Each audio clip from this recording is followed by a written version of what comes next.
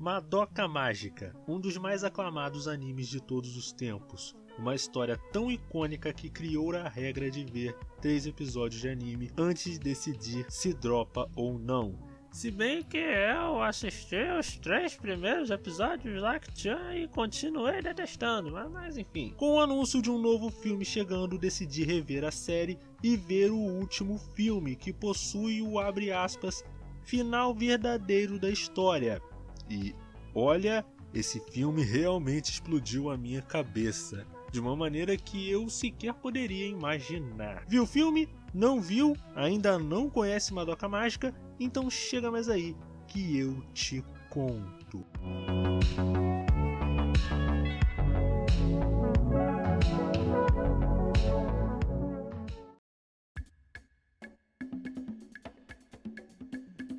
Olá pessoas, aqui é o Nash e vamos hoje de Garotas Mágicas com Madoka Mágica, escrita por Gen Urobuchi, que escreveu Psycho Pass e Fate Zero.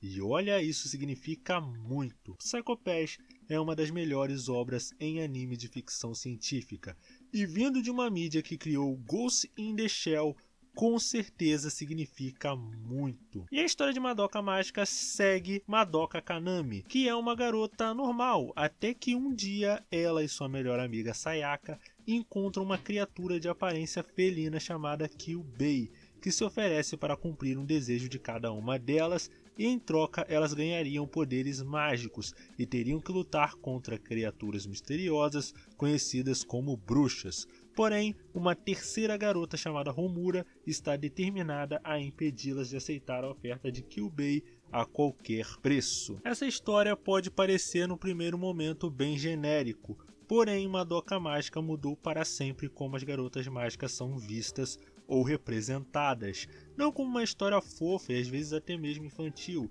mas como histórias violentas, dark e adultas, com muitas aspas nesse termo aí. Qual é o envolvimento de Madoka Mágica em todo esse processo? É o que nós vamos ver agora. Capítulo 1: A Maldição de Madoka Mágica.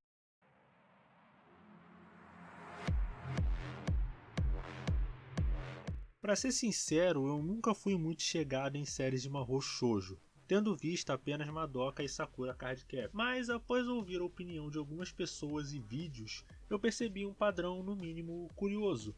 As séries antigas desse gênero eram, digamos, mais leves e fofinhas. Lógico que isso não é preto no branco. Sailor Moon e a própria Sakura Card Captor já tratava de temas bem mais adultos em suas respectivas séries. Porém era sempre algo velado e raramente ia para algo mais direto e explícito.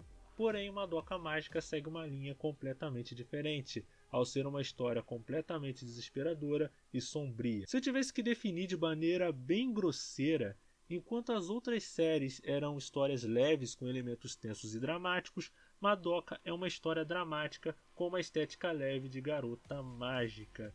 E não tardou muito para outras séries usarem esse tipo de elemento, algumas até que boas, como Yuki-Una is a Hero, mas que em sua grande parte descambam para uma violência visceral, como Ikusei Keikaku e Mahou Shoujo Site, porque se é violento é adulto e cult. Calma gente, tô brincando. Até porque o meu Sekai favorito é Drifters, e o que mais tem lá é sangue. Mas culpar Madoka por isso é talvez ir longe demais, uma simplificação meio boba. Porque convenhamos, nem Madoka é tão violento assim.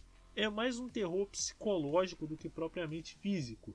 E terror psicológico é bem mais difícil de fazer, é bem mais difícil de descrever um terror psicológico do que simplesmente colocar os personagens em uma situação de violência extrema, sabe? Com carnificina gráfica e tudo mais, e aquele clima Ed e pai tal. Talvez esse seja um sintoma maior de que algo precisa parecer adulto para ter reconhecimento como tal. O que nem de longe é verdade, basta ver animes como Agretsuko e Barakamon, que possuem zero de violência de qualquer tipo e são duas das melhores representações da vida adulta em anime. Capítulo 2: A Ascensão de Madoka Mágica. Mas vamos falar de coisa boa agora, né? Porém, antes de prosseguir, aí vai um aviso. daqui pra frente vão ter muitos spoilers do anime e do terceiro filme, Hangakyo no Monogatari. Se você ainda não viu, veja o filme e o anime caso você não tenha visto ainda. Mas se mesmo assim você quiser continuar, continue por sua conta e risco. O anime de Madoka, para além de todas as coisas, ele me impressiona pelo quão bem escrito ele é. Ele consegue criar personagens densos e com ambiguidade moral no mínimo bem interessante, mesmo sendo uma história curta de só 12 episódios. Tudo isso sem parecer forçado, menos a Madoka. Eu não gosto da Madoka, não gosto dela. Mas né? Hate à parte, no terceiro filme vemos o pináculo de todas essas coisas, pois nele vemos uma Akemi Homura confusa numa Mitakahara falsa, onde todas as suas amigas, incluindo Sayaka, Kyoko e Mami, que em teoria estariam mortas, lutando juntas e sem qualquer lembrança de algo que tenha acontecido no anime. Após investigar, Homura descobre que aquela cidade foi criada por ela mesma em um experimento dos incubadores para descobrir mais sobre a lei dos ciclos, poder de Madoka que reescreveu a entropia do universo. Após se tornar uma bruxa, a Homura destrói todos os incubadores e ela acaba se tornando uma bruxa. E vai a Madoka, a Mamika, vai todo mundo para tentar ajudar. Então, Homura é salva por Madoka, que recupera suas memórias da lei do ciclo. Então nossa história termina com um final feliz. Ou pelo menos era isso que eu acreditava. Pois numa reviravolta que até hoje eu custa acreditar, Homura transcende todos os limites através de seu amor por Madoka. Amor esse que é um sentimento mais poderoso de todos, e surge assim a bruxa mais poderosa de todas, que recria todos os incubadores e quebra a lei dos ciclos para que Madoka volte a ser uma garota normal. Não, peraí. Uma garota com poderes mágicos, com o psicológico quebrado, cria uma cidade falsa onde ela prende pessoas, e esse personagem pode ser ambiguamente a vítima e a agressora? Peraí, isso é o roteiro de WandaVision, cara. Mano, não acredito, cara. A Disney plagiou Madoka Mágica, velho. Descobri o mistério. Alô, Scarlett Johansson? Ouvi dizer que você quer processar a empresa da ratazana do short vermelho. Eu tô em posse aqui de algumas informações que podem lhe ser muito úteis. Vou te mandar meu endereço aí. Minha Nossa Senhora. Cara, até hoje eu não acredito que tiveram a coragem de ir tão longe. Eu realmente me pergunto como o próximo filme vai superar isso, de verdade. Porém, esse filme demonstra por qual motivo Madoka é de fato um dos melhores animes de garota mágica. Um roteiro pautado na ideia de que os sentimentos são ao mesmo tempo mágicos e destrutivos, mas que eles movem o universo para grandes milagres e acontecimentos incomensuráveis.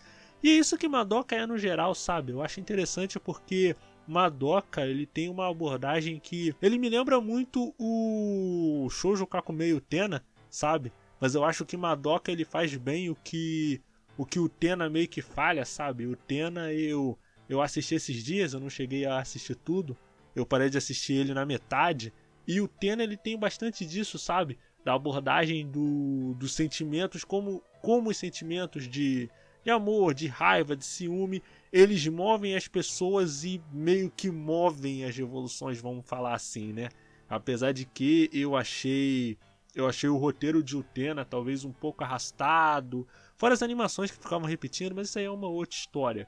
E eu acho interessante como a Madoka lida com isso, sabe? Ao mesmo tempo que ele tem todo esse clima de anime fofinho, de garota mágica, ele lida com os personagens de maneira bem sincera, sabe? Os personagens eles não são exatamente bons ou maus. Até mesmo a Kyoko, ou a própria Homura, né? Até mesmo elas não são exatamente más. Elas só estão seguindo em frente com seu objetivo, sabe? Sobre o peso e o preço dos seus desejos. A história se pauta muito nisso, porque, como eu falei naquele outro vídeo lá, no vídeo da semana passada, Madoka Mágica tem muitas referências a Fausto. Até mesmo a Noite de Valpurgis, ela é uma referência direta do livro, né? Porque quando, eu acho que é até na parte que vai o Mephisto e o Fausto lá para uma cerimônia lá, envolvendo bruxas, o Caramba 4, é uma referência direta do livro fora várias outras referências que estão ali escondidas e tal e tudo mais. E eu tô realmente ansioso para saber o que o filme vai fazer. Eu já dei uma olhada, né? Eu já li alguns spoilers, então já tenho uma boa base do que o filme pode possivelmente abordar, mas a gente nunca sabe, né? Pode ser uma grande surpresa. E eu espero grandes coisas desse filme, até porque ele vai ser uma continuação direta desse terceiro filme de Madoka Mágica. Então eu espero de verdade que seja um grande filme, com uma grande história e com um plot twist muito bom. E esse é o final do vídeo, espero que vocês tenham gostado. Temos os nossos parceiros, eles vão estar no link da descrição. E lembrando que nós lançamos podcast todas as quartas-feiras ao meio-dia. Inclusive a gente tá lançando uma nova série de podcast chamado Warped, que a gente vai estar falando sobre jogos indie no geral, com indicações, algumas dicas e tudo mais. A gente vai estar lançando um desses vira e mexe, né?